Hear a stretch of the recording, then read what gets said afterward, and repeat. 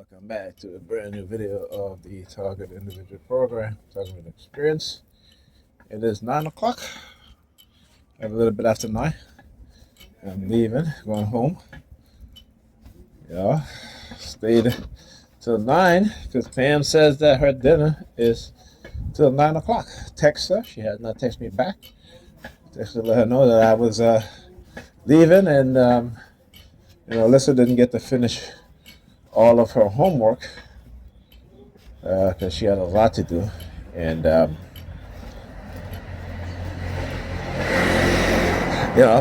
but she only had one homework. She had reading, answering questions, and if I don't pay close attention to her, she would be watching videos while I'm there thinking that she's doing her homework. So I constantly have to look over to make sure that she's doing it. And so, she had to take a bath.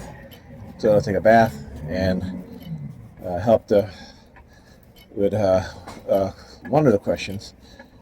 And I realized, I said, okay, shit, it's 9 o'clock. I gotta go. So text Pam to let her know that I was getting ready to leave. And she could, I sent Alyssa to bed. And I told Pam that she could, just wake up a little early. Half an hour early, let her finish the rest of the homework. And has not heard back from her at all. She has not texted me back at all. It's funny. She called me to let me know that she was in the car. She's like, "Oh, I'm in the car heading to dinner right now. I'm late. I'm gonna close my eyes." I'm like, "Oh, do whatever you do, girl." She's like, "Yeah, I'm gonna have me a drink." And I'm like, okay, that's what you want to do. I don't know what you want me to say. For a woman who, have it hard trying to get up in the morning because she can't get up early in the morning. In most days, she had a drink last night, and she having a drink again tonight. I can tell. I said, you make decisions that is not good for you or the kids because you're drinking on a Thursday. Go out drinking on a Thursday night when you got to get up for work in the morning and you got to get the kids to school in the morning. And then today, she didn't get Alyssa to school until minutes to 10. Okay, which is ridiculous. That's a whole 2 hours before her school starts is when, she brings Alyssa to school. But, like I said, I can't tell her nothing. So it is what it is. And they have been trying to attack me so ferociously to try to get me to stay. Like when I got into the elevator today, it kind of smelled like it has a strong paint, kind of like turpentine smell to it. And so I had some headaches after that because it wasn't whatever it was that they were fumigating the basement with. All right, because I went back downstairs, after the elevator was working, after this was when I came back from picking up Alyssa from school, bringing her home. I went down to put the clothes in the washing machine, right? And the elevator all of a sudden magically started working again. But like I said, this is the digitization of these things where you have, they may have access like the New York Predator Department, as with other Predator Police Department across the country, having access to private cameras, either business cameras as well as cameras in the buildings that you're renting in, right? So they have those type of access to these things again, which is mass surveillance, right? And so not only that, but they're able to manipulate the elevator, however way they want, right? So I just kind of find it very odd that it wasn't until I get on the elevator that the elevator was having issues. Okay, and how they staged that whole thing with her neighbor waiting down at the elevator talking about how he's been waiting for the elevator a long time. And I'm like, I just came out there, probably literally, and I pressed the button and the elevator came right up, so I don't know what you're talking about. You know what I'm saying? So when he said that, I was like, I knew something was up. And the fact that he kept following me as I exit outside, he's following me outside, and then he's like waiting in the lobby. And then as soon as he sees me coming back, he just runs to open up the door and hold the door for me. With an open mail in his hand, with the barcode, pointing towards, like facing me, with a green bar at the bottom of it, right? And then you had another neighbor in her building, Negro-Peered female, older black Negro-Peered female, sticking her tongue out at me. And so I started sticking my tongue out back at her, right? And I'm like waiting, right? I'm like waiting. I'm just like, hey, are you coming out or what? Because I'm like, you standing there blocking me from coming in, so are you coming out? Of course she was coming out, but I had to, because again, when they get into that program mode, they just do. You know what I'm saying? When they get into that program mode, they're like zombies. And so I had to, just snap her out of it and be like, ma'am, are you coming out or are you staying? Which way are you going? And then she's like, oh, and then she comes out, right? You know what I'm saying? So this is the manipulation tactics that they just use, and the shit that they engage in, which is really ridiculous and unbelievable, because their agenda and the games that they play with us, it is to pit us against one another and try to create a legitimate reason for doing so, when they're the ones that are operating covertly. They're the ones that are manipulating them and adding the pieces, removing the pieces, way before we ever become aware of our targeting. And when most people become aware of their targeting, you have to understand and realize that they were prepping you, priming you, manipulating you for a few years before either you recognize what's going on, right, or they put you in a situation where they force you to recognize based on based on going from covert to overt targeting, right? So you gotta understand that. And again, this is CIA playbooks, using people against each other, using people to drug you secretly, covertly, to manipulate you, sending honey traps, using employment, like they'll hire you for a job and they give you a raise, and then they start targeting you. All of a sudden they're telling you that you gotta be quiet or else you're gonna lose your job. You just moved into a new apartment, all that stuff, and then you come into the realization that your targeting become overt, right? And then what happens? Now they have some sort of control over you, right? Because you don't want to lose your job. You just got a new apartment, you're buying furniture, all this stuff, you don't want to lose your job. So they use it they know exactly what it is to do. Right? They know how to manipulate us. They know how to abuse us in ways that we don't see it as abusive, right? We don't, okay? And we blame each other and say, okay, well, this person abused me and that person abused me. But where do you think they learned it from? Where do you think they get it from? Not only were they probably abused as a child, right? But their parents were also abused. Remember, poverty is abusive. Poverty is a form of abuse. So we are all abused living in poverty. And then we are more abused by those who operate a system, right, which they call law enforcement, but it's not really law enforcement, right? So-called justice system, but it is an injustice system, because they create the criminal mindset. They do it.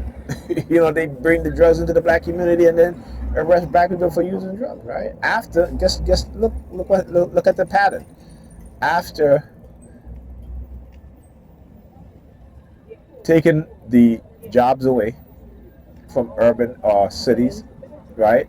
In which prior to them taking the job away, black men in particular, had income. They had families. If you look in that period of history, you will see that, most black people were married, right? This is how black men, particularly in urban areas, Chicago, New York, here in Brooklyn, they bought homes.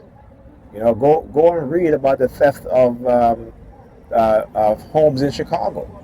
Black people owned a lot of homes in Chicago, right? And then the white supremacists engage in predatory theft, deed theft, just like how they do here in Brooklyn, right?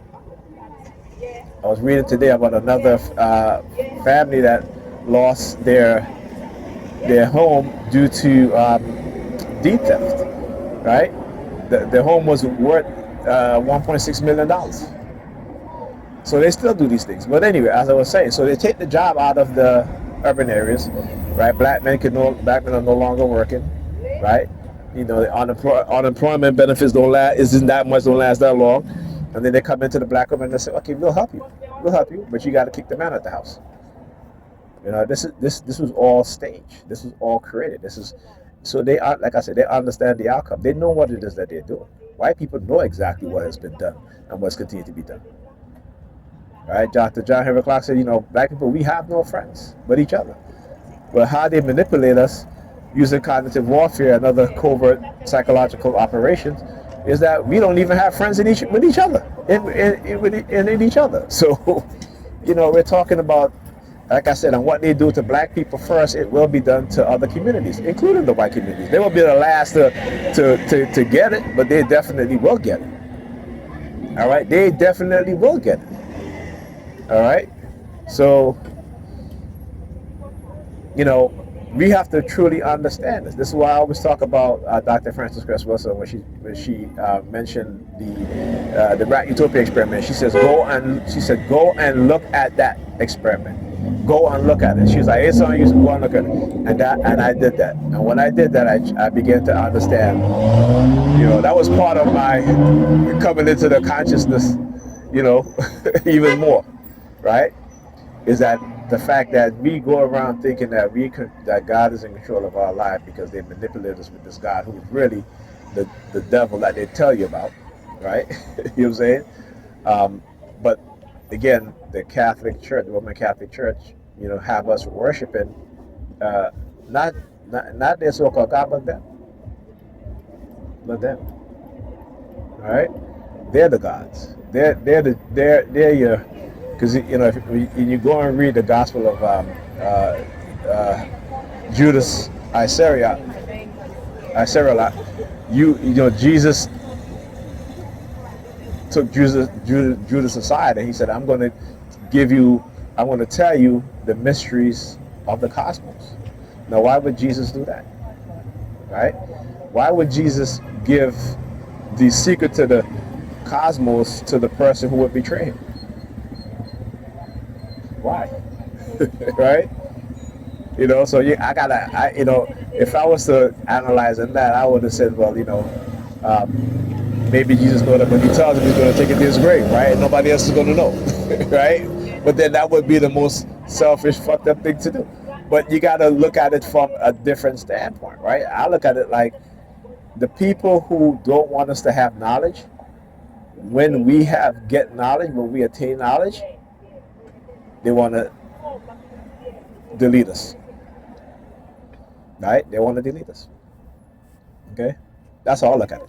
When I read that gospel, and I'm saying to myself, well, why would Jesus tell Judas the secret of the cosmos, including who the real Messiah is, right? And how that the God of this world, he is of no relationship to the God of this world, who he calls Saklash, which they call Jehovah, right?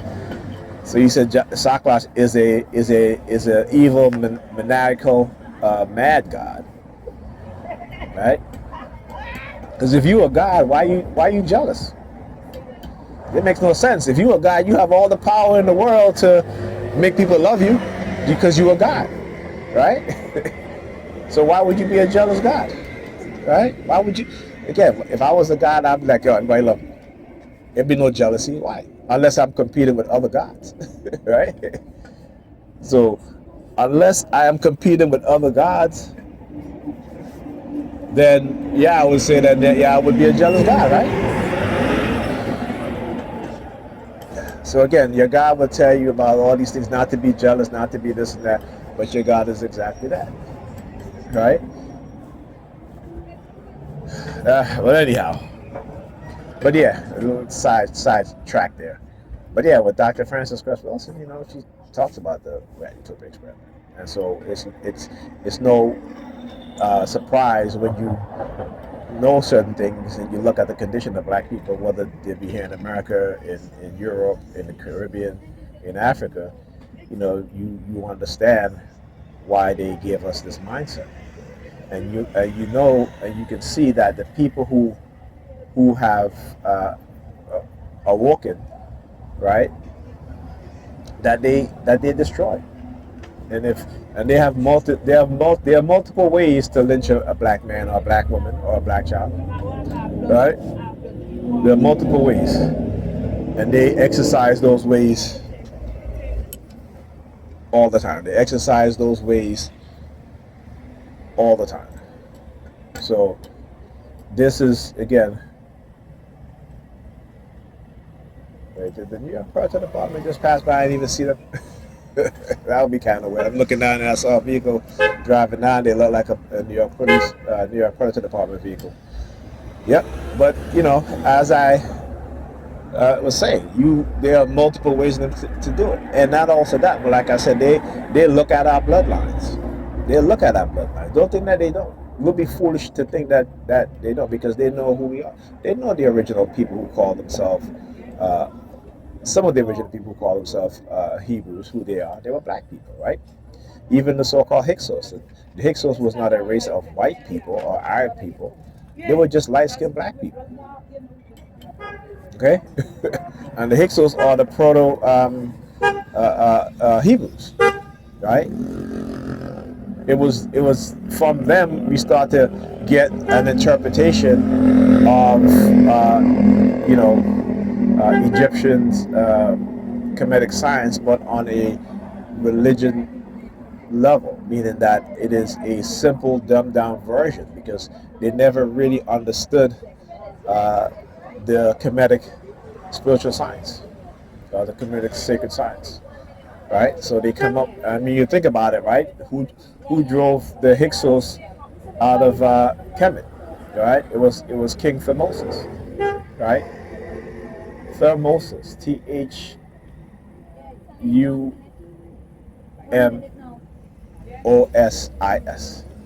So you take the th out of it and you put an e where the I is, and you get Moses, right? And the whole fictitious thing about the Exodus, no, that Moses didn't lead them out of Kemet. They were overthrown because of how they ruled Kemet with brutality. They sacrificed the children of Kemet. So when you talk about child sacrifice, they were sacrificing, children of Kemet, and they were slaughtering the sacred animals. Okay. All right. Go and read the story of the Golden Lotus. Right, which talks about an Egyptian king who took his maiden on the boat on the River Nile, and one of the maiden lost her golden hairpin, golden lotus hairpin, and she was so distraught that the next day the king brought his magician on the boat to go down the Nile, and the magician held up his wand and said some magic words, incantation, I should say, and the Nile parted. Right, the Nile. It says that the Nile parted to where 20 feet from the Nile is 20 feet, so it's stacked on each side 20 feet more, so you had 40 feet walls of water on each side, and that was way before any Genesis, any story of Moses even came about. So they learned all that shit from Kevin. So now click on the